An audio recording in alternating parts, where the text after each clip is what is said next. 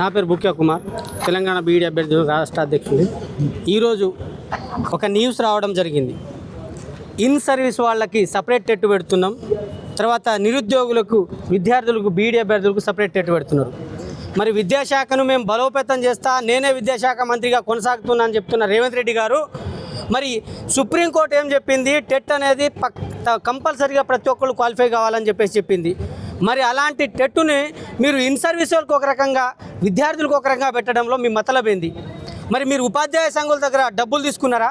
Quality education అందించేటోళ్ళు మీకు మరి in సర్వీస్లో వాళ్ళు క్వాలిఫై కారనే ఉద్దేశంతోనే వాళ్ళకి సపరేట్ టెట్ పెట్టి వాళ్ళందరినీ క్వాలిఫై చేసేసి మరి ఈ విద్యా వ్యవస్థను ఏ విధంగా బలోపేతం చేద్దాం అనుకుంటున్నారని చెప్పేసి మేము రేవంత్ రెడ్డిని అడుగుతా ఉన్నాం. అదేవిధంగా మేము జీవో నెంబర్ 108 గురించి ఎన్నోసార్లు మీకు వినతి పత్రాలు ఇచ్చినాం. ఇలా కేంద్రంలో ఇస్తున్నట్టు, కేంద్ర విద్యాలయాల్లో ఇస్తున్నట్టు 66.6% డైరెక్ట్ రిక్రూట్మెంట్ భర్తీ చేయాలని చెప్పినాం. అది కూడా మాకు అవసరం లేదు. మీ విద్యా కమిషన్ ద్వారా నువ్వు తీసుకున్న రిపోర్ట్ ప్రకారం నువ్వు ఇంప్లిమెంట్ చేస్తావా లేదా?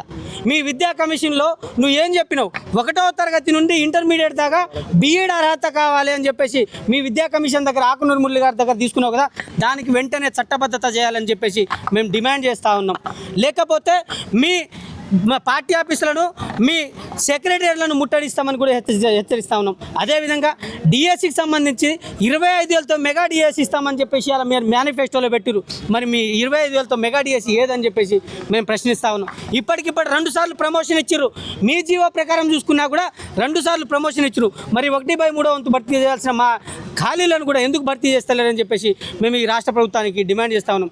అదేవిధంగా ఏపీలో నిర్వహిస్తున్నట్టు గురుకుల, అదేవిధంగా డిఎస్సి, అదేవిధంగా మోడల్ స్కూలు ఒకేసారి నోటిఫికేషన్ ఇస్తే అందరూ ప్రిపేర్, ఒకటే సబ్జెక్ట్ కాబట్టి నోటిఫికేషన్ ఒకేసారి ఇస్తే మీ ఉద్యోగాలకు బ్యాక్లాగ్ కూడా ఉండకుండా, ఖాళీలు ఉండకుండా నిరుద్యోగులకు న్యాయం జరిగే అవకాశాలు ఉన్నాయని చెప్పేసి ఈ రాష్ట్ర ప్రభుత్వానికి మేము వేడుకుంటా ఉన్నాం.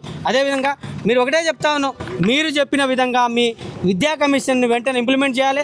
అదేవిధంగా ఇంకో మరీ ముఖ్యంగా చెప్తున్నాను, మీరు ఇవాళ టెట్ కోసం సుప్రీంకోర్టు దాకా పోయారు కదా, మీ టీచర్ ఉపాధ్యాయ సంఘాలు చెప్పినప్పుడు మేము కూడా చెప్తా ఉన్నాం, మా బీఈడీ వాళ్ళకు 100% డైరెక్ట్ రిక్రూట్మెంట్ భర్తీ కోసం మీరు ఎన్సిటీ దగ్గర వెళ్ళి చైల్డ్ సైకాలజీ మా సబ్జెక్టును పెట్టి మీరు పార్లమెంట్లో ఒప్పించి మా బీఈడీ వాళ్ళకు ఎడ్జిటీ అవకాశం కల్పించాలని చెప్పేసి ఈ రాష్ట్ర ప్రభుత్వాన్ని మేము వేడుకుంటా ఉన్నాం. Thank you. ఈ అవకాశం ఇచ్చిన మీ అందరికీ పేరు పేరున ధన్యవాదాలు.